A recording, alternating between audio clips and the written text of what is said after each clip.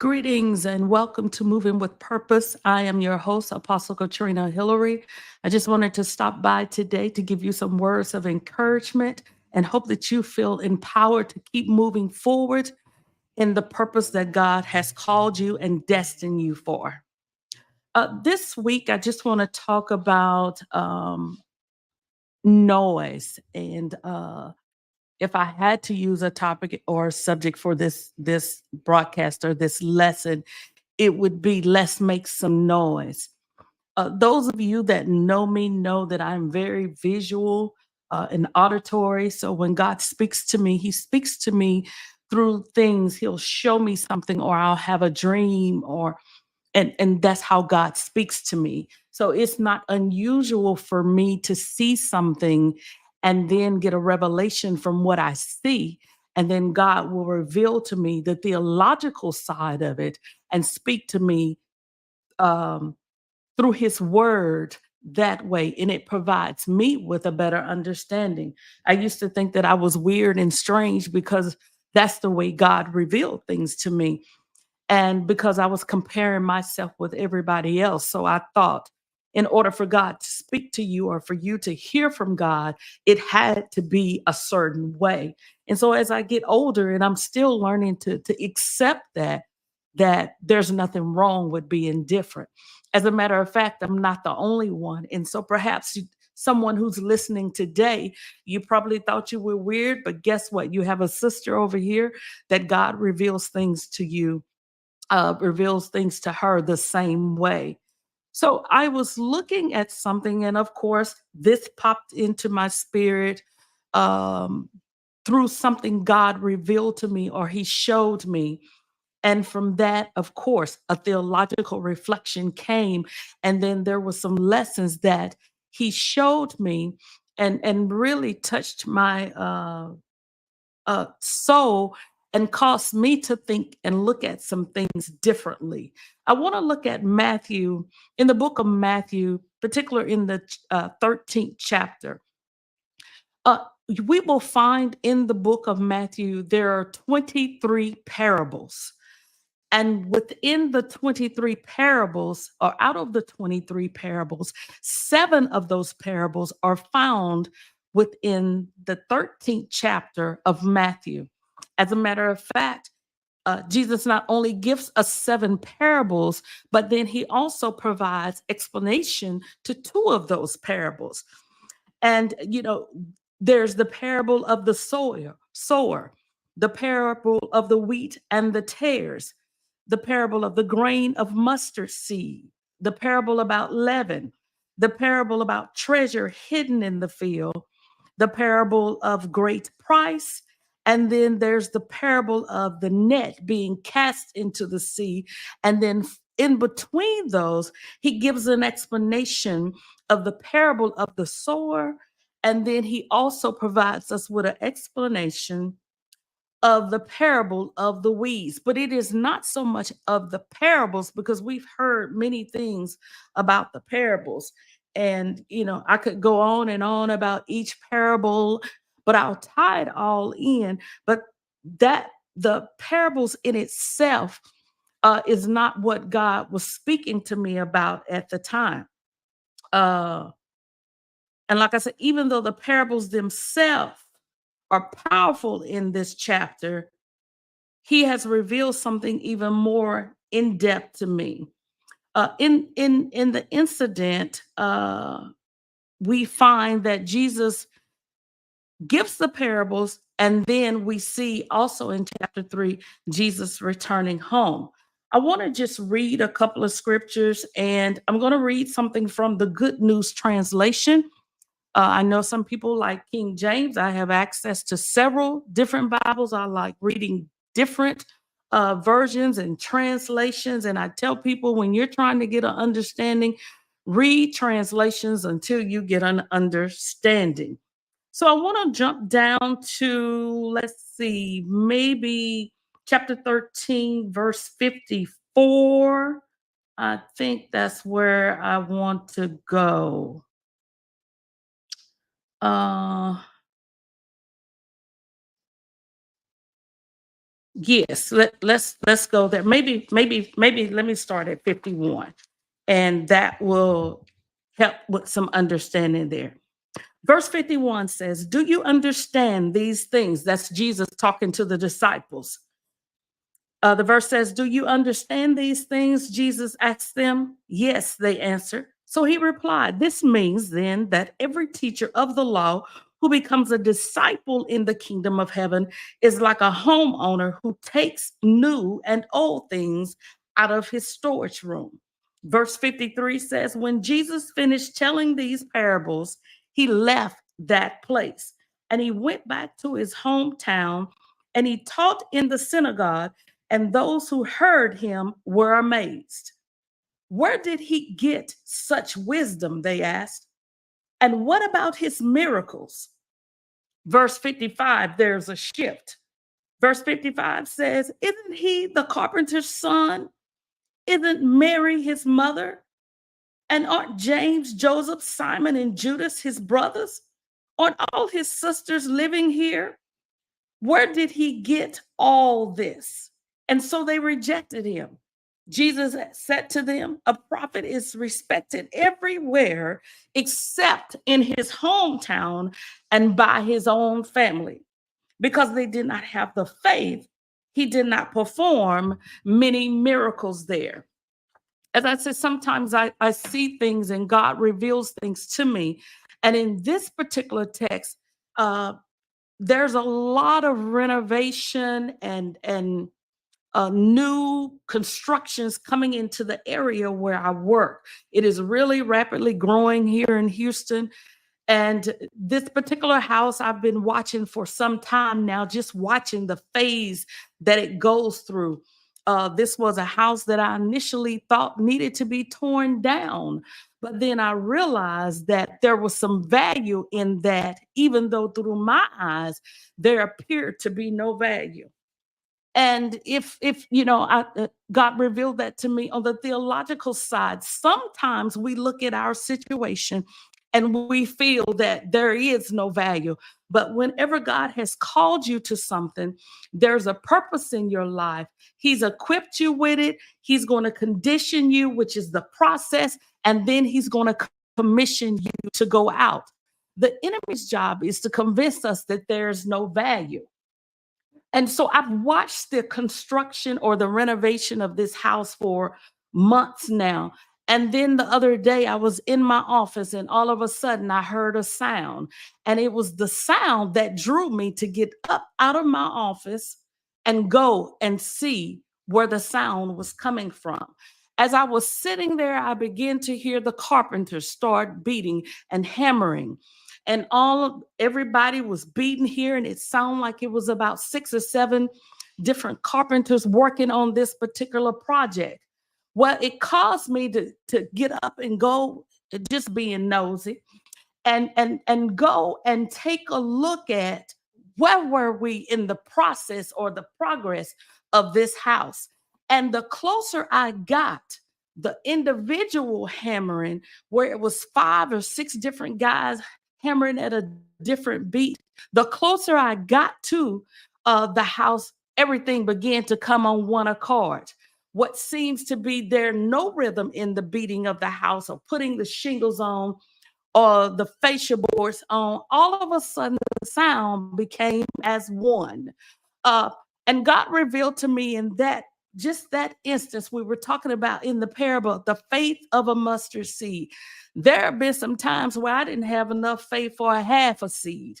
And if we be honest, we say just enough, just the size of a mustard seed. And sometimes we can't muster up enough to have the faith of the size of a mustard seed. But what God revealed to me in that time, he said, "Trina, you heard it. And you heard it and you got up and you started walking to it." And that's how faith is. Even when I don't see it, God has revealed to me that there are some things that he's going to do in my life. God has made some promises to us. And even when you don't see it, you got to walk on his word, believing that when you get to the destination, you're going to see it. It's going to manifest just like he said. You just got to have enough faith. But come on, let's be real. Sometimes things come in our life, knocks us down, knocks us off our feet, have us all discombobulated till you can't even think straight. And it's hard to muster up enough faith to say, God, I remember what you said, and I'm going to get up and walk towards it. That was one thing that God revealed to me. Even when you don't see it, keep walking until the manifestation comes to pass. And when I got there and they were hammering all on one accord, God took me back to this particular verse here. And that's what I was talking about. What I really want to look at is Jesus being called the carpenter. In one book, in Matthew, it says, is that not the son of the carpenter? And I believe it's Matthew or Luke that says the carpenter, the son of a carpenter. Then God began to reveal even that piece to me, that even as a carpenter, there's some power in there, because Jesus is talking in parables, which means that he knows who he's speaking to, and those things so that the people can understand. It would be like somebody trying to relate to me the word through football. It's not going to work because I don't understand football. I'm not a fan of football, but I can catch hold of it if you start talking basketball and baseball, because I'm familiar with that area. So it says that he's a carpenter. And I thought about the condition of that house. A lot of times, I said earlier that I looked at the condition of the house and said there's no value in that. They need to tear that down. Because as a matter of fact, the realtor said that the house was for sale for 500 and some $1,000. Well, I could see the inside of the house from the outside. I could see the plumbing and the pipes. I could see the foundation shifting and breaking down, and the house about to collapse.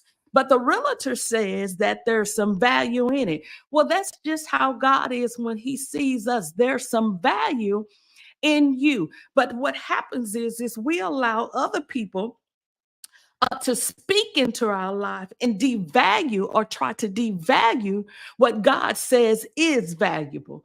Uh, the the text here says that it also talks about the wheat. And I got to looking at the wheat, and I told you I'm all visual and everything. And I remember as a child growing up in Spring Hill, Louisiana, my grandfather, Reuben Brantley, had a farm, not a farm, he had a field. And I used to love to walk through the field with my grandfather. Now, when I was a kid, I thought this man had acres and acres and acres of crop. And now when I go to Spring Hill and I look back at the field and I said, that's not that big. But he produced a lot in that little section of the garden that he had. And so Jesus talks about the wheat.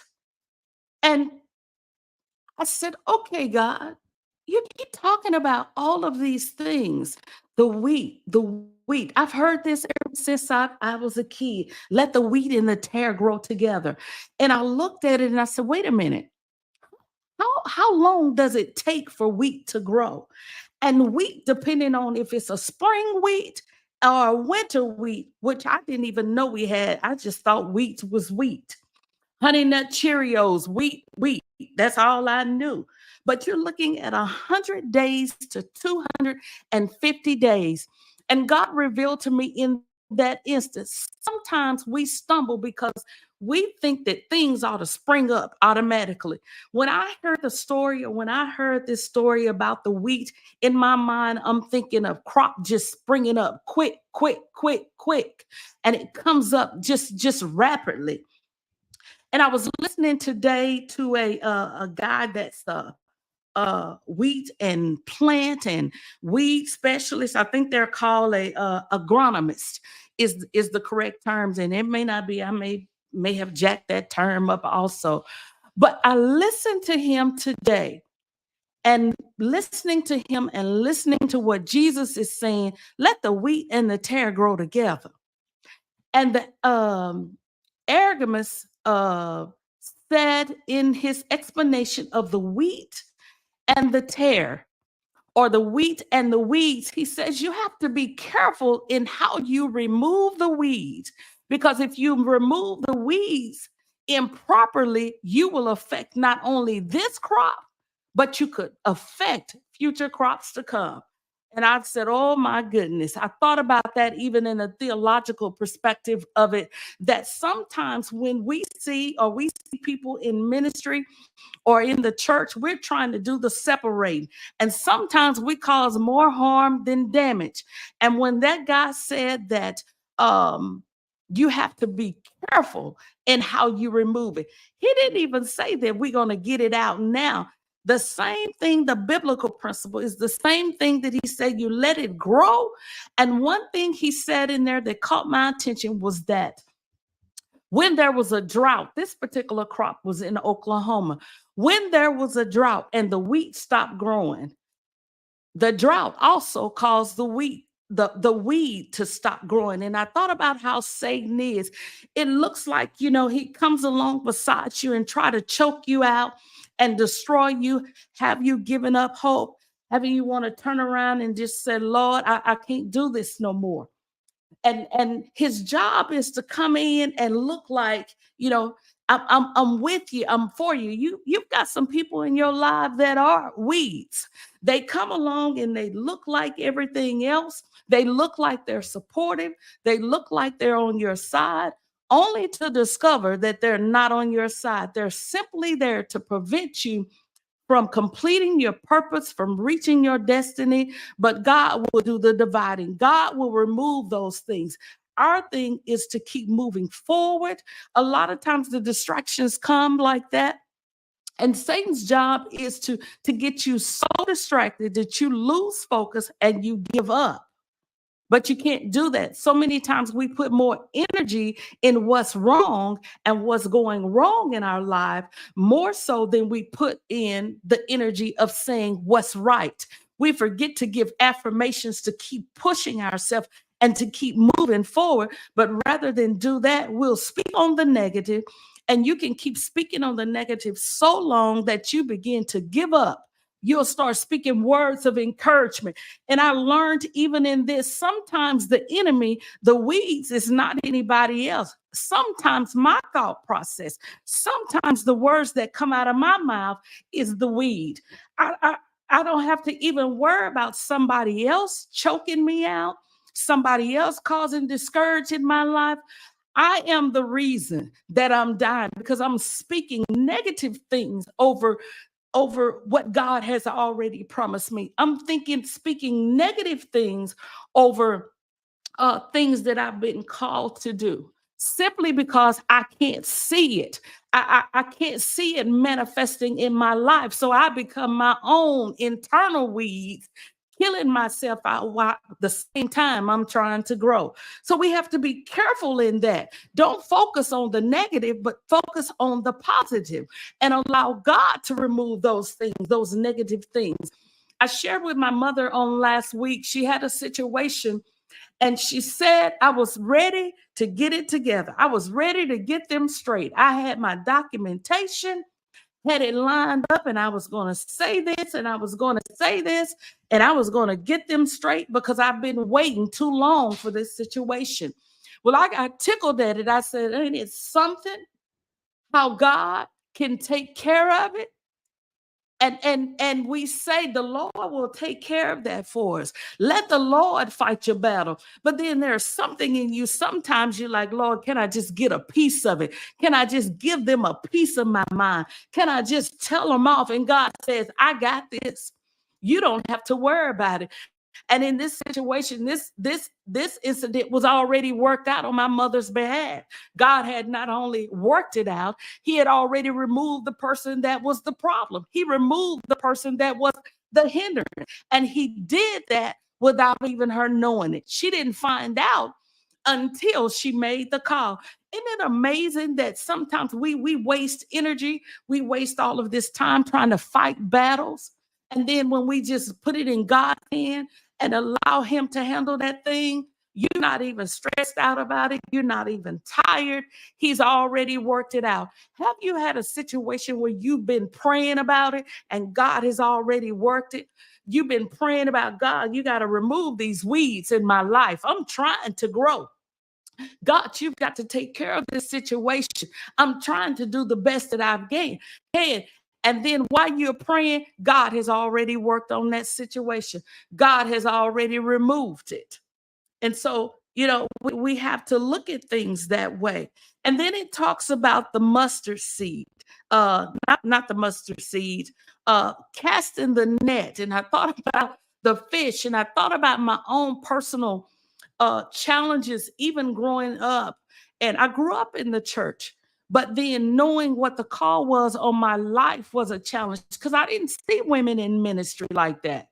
I didn't see women doing what God had called me to do.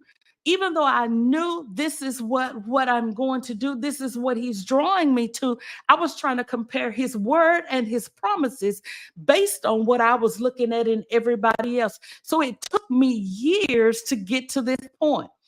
And I had to stop and say, God, I thank you my life for tearing down the things, tearing down that negative mindset, tearing apart the strongholds that were holding me back. God, I thank you for being the carpenter in my life. The carpenter can look at a situation and then give you an estimate. He can not only give you an estimate of something, what you think is no good, a carpenter can tell you the value in it. I remember when I moved to New Orleans and I looked at all of these houses that seemed to be destroyed and needed to be torn down, so I say. And one of the guys in New Orleans said, "What are you talking about, girl? That's cypress wood. You don't throw cypress wood away. That's the best type of wood to handle the storm." Sometimes, it takes somebody else to remind you who you are. I come to tell you today that you are valuable. God is the carpenter in your life. And when you allow him to build you up, there are going to be some times when he needs to strip away some things. And even as I was coming home today, I noticed one of the guys that was out doing a building. And all of this was coming across the main street here in Houston. And at first I thought it was water, and I'm fussing like he's going to get my car dirty because he's got mist going all across. And as I got closer, I realized it was dust. Then I had something to say because I saw it was dust. But then when I approached the area and I realized what he was doing, he was sandblasting a building. And I could see the difference in the area that he had sandblasted versus the area that needed to be blasted. In some of the texts in the background reading of the term of the carpenter, it also calls them a stone master. It also may refer to them as a masonry. And I said to God, even then, God, even my heart, God says you don't necessarily need a new heart. I just need to blow away some stuff, some of that stony stuff that you've allowed to build up, some of that hate and disappointment that you've caused to come over your heart and allow your heart to be hardened, and you can't get to where you need. Sandblasting will hurt. We want God to do some things. We want him to rebuild and restructure and shore up the foundation of other people, when actually it's us that we need to set God work on us. If I need to be restored, God, fix my foundation. If I've got some things that's decluttering me on the inside, God, remove the clutter. Even if it causes me pain, in the end, I understand that it's going to be for my good. It's going to be for the glory of God. And as I leave this broadcast on today, I want to leave with you. Jesus says, they say to amongst each other, because these are church folks that's talking about him. There are some people that when you receive what it is that God has for you, you're going to be the same way that Jesus was. Jesus gives an example to us of how it's going to be that when we accept him. There were some people in the Bible times that they love to see Jesus come, and they hated to see him go because of the works and the miracles and the signs and wonders that were being performed. But those who were haters hated to see him come and couldn't wait for him to leave. When you allow God to come into your life, best believe, my brothers and my sisters, that you are going to come in contact with some people who are going to be happy to see you. Some are going to, they're going to be happy to see you and hate for you to leave because you're pouring out what God has poured into you. And then on the flip side of that, there's going to be some that hate to see you come, and they're going to be excited to see you go. They're going to be the ones that said it don't take all of that. And what God revealed to me when the carpenters was doing the hammering on the building, that sometimes God is working on you and you don't even know it, but the people around you can see what God is doing in your life. There's noise, that noise of anointing when you walk into the room. There's the noise that God is working on you, that favor that when you get jobs that you know you're not supposed to have, promotions that you know you didn't deserve. He opens doors for you that you know should be closed and they were closed to others. It's the noise of the anointing, the noise of the favor. Let the carpenter work in your life and open doors for you. Let the carpenter make the noise, the hammering. Yes, your enemies will be upset when they hear the noise, but all noise ain't bad noise. This is some good noise. This is the noise of favor. This is the noise of anointing. This is the noise of breakthrough. This is the noise of your promises coming to pass. This is the noise of manifestation. And what we need you to do and what God needs you to do is get on your feet, move. Even when you hear the noise and you don't know where it's coming from, keep moving forward. Have the faith to say, God, you promised this to me. You said in your word that this is what you're going to do for me. And I'm standing on your word. I'm standing on your promises. I don't see it, but I heard your promise. So I'm walking to it. And I'm going to keep walking to it until I see it. I'm going to keep walking to it until it manifests. God restoring me, creating me, the carpenter, whatever it is that you need me to do. God, I want to be ready. I said to God, I'm slow. And I realized that I was slow. I said that the week would take 100 to 250 days. I said, God, I must have been an oak tree. I must have been a pecan tree. I must have been a magnolia tree because they're slow. But God, I thank you. Even when it looked like your words just fell on shallow ground when it came to me. God, I thank you for trusting me. God, I thank you for having the patience to see me grow, to see me become rooted in your word and desire more and more and more of you. All noise ain't bad noise. What God is doing for you in this season is good noise. Let them hate, baby. Let them talk about you when you walk in the room. Let the people say, I tell people, they say, is that not Reuben and Mattie Faye's granddaughter? Yes, it is. Is that not Ellis and Class's granddaughter? Yes, it is. Is that not Jesse and Dorothy Brantley's daughter? Yes, it is. Is that not Shanika's sister? Yes, it is. Is that not Andrea's mother? Yes, it is. Do I have a past? Yes, I do. But Jesus came into my life and stirred up some things, tore down some things, restructured some things. And when I thought I had lost all hope, when I thought I was worthless, when I didn't think I was of no value, God says, I can use you. So I say to you as I leave you, and until next time, move with purpose and let him make the noise in your life. Let your anointing shine. Let the promises on your life glow. Let it do what it do. You be blessed until the next time.